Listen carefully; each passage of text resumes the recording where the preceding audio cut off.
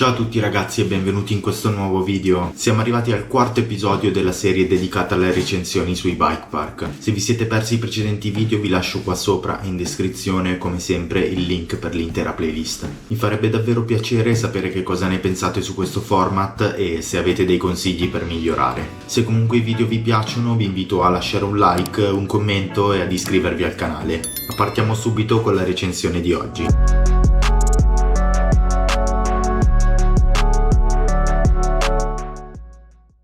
In questo video vi parlerò del primo bike park estero che ho visitato.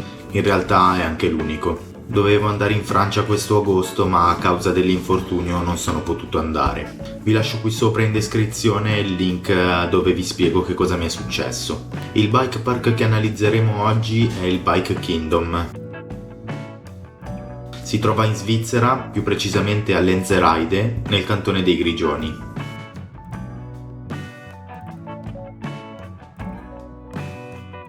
Se si arriva dall'Italia bisogna percorrere l'autostrada svizzera. Potete acquistare il bollino direttamente in dogana al prezzo di 40 euro circa. Mi raccomando ragazzi, guidate piano e rispettate i limiti, non come il sottoscritto che si è beccato 100 euro di multa. Bravo! Nonostante fossi solo qualche chilometro in più degli 80 consentiti. Grazie Svizzera. Comunque partiamo come sempre analizzando il sito. Se vedete qualche parola strana è perché è tradotto in italiano. Guardiamo i prezzi. Vengono divisi tra adulti e bambini.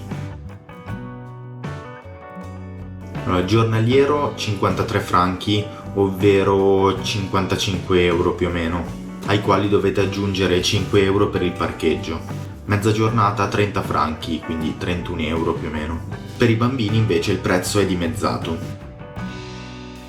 Per quanto riguarda il noleggio delle bici, il tutto è un po' più complicato rispetto a come funziona di solito, ovvero dal sito del bike park venite rimandati a siti esterni di negozi di noleggio che si trovano in paese, oppure lo stesso che si trova lì di fianco alla seggiovia.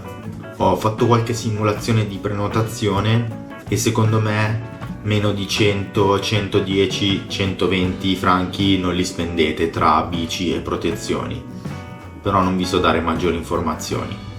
La seggiovia è molto bella e veloce, molto veloce, e una volta arrivati in cima il panorama è davvero bello, e se volete vedere poi qualcosa di ancora più suggestivo potete prendere l'altra seggiovia ed andare su fino ai 2800 e passa metri.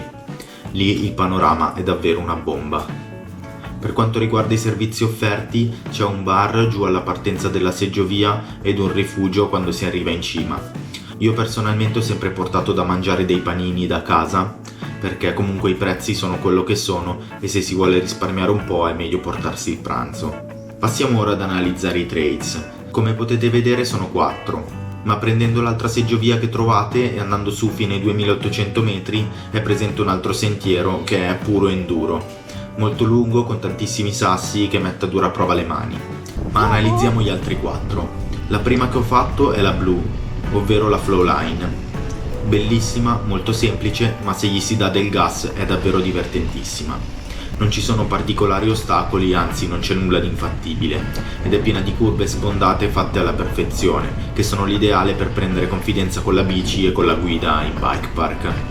Ed è ottima come riscaldamento.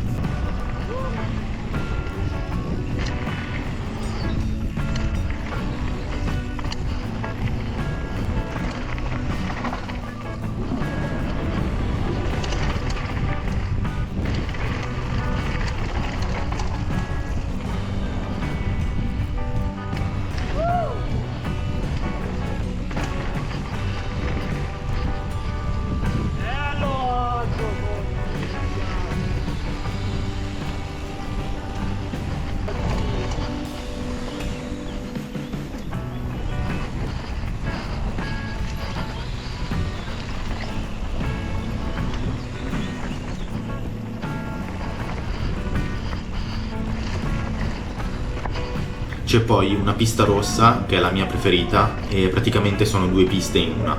C'è un po' di tutto, tra curve sfondate, drop, panettoni, eccetera, eccetera. Quando ci sono andato la prima volta era inizio stagione e quello che mi ha impressionato è la pulizia dei sentieri.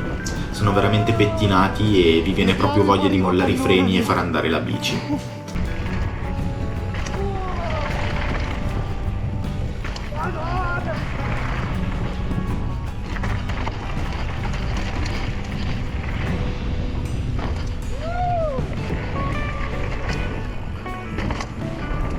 A metà pista circa si divide in due. Da una parte c'è una linea North Shore veramente bella, mentre dall'altra si rimane sulla pista normale. Se volete chiudere i salti, qui dovete veramente andare forte. Arrivati in fondo c'è una linea con dei panettoni e un airbag se volete provare qualche trick. C'è poi una nera che è appunto una pista downhill puro e sinceramente non vi posso dire granché perché non l'ho mai provata. Spero di poterla provare l'anno prossimo. Appena mi riprendo dall'infortunio voglio mettermi subito al lavoro e migliorare sui salti e sullo spaccato. Ok, passiamo ora alla conclusione di questo video con il classico punteggio. Prezzo, voto 6,5. Il prezzo è molto elevato, ma tutto sommato nel complesso è un bike park che merita davvero di essere provato, e per i vari servizi offerti, la location, le bici che hanno al noleggio e i vari sentieri mi sento di dire che tutto sommato è giusto. Dobbiamo sempre tenere a mente che siamo in Svizzera. Panorama, contesto, servizi 8. Un bike park davvero attrezzato con una bella vista sulla vallata sottostante. Trails 8. Davvero divertenti con varie difficoltà e quindi accessibili a tutti.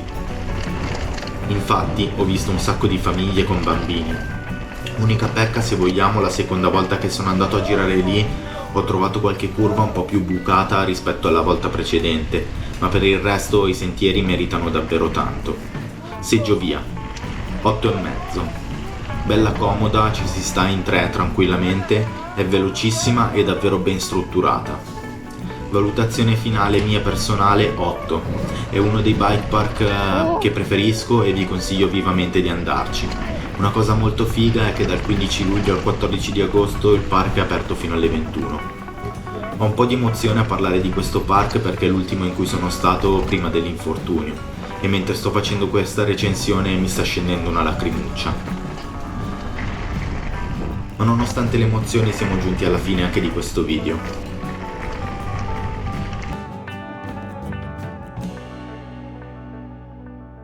In totale il Bike Kingdom di Lenzerheide in Svizzera si aggiudica 39 punti su 50.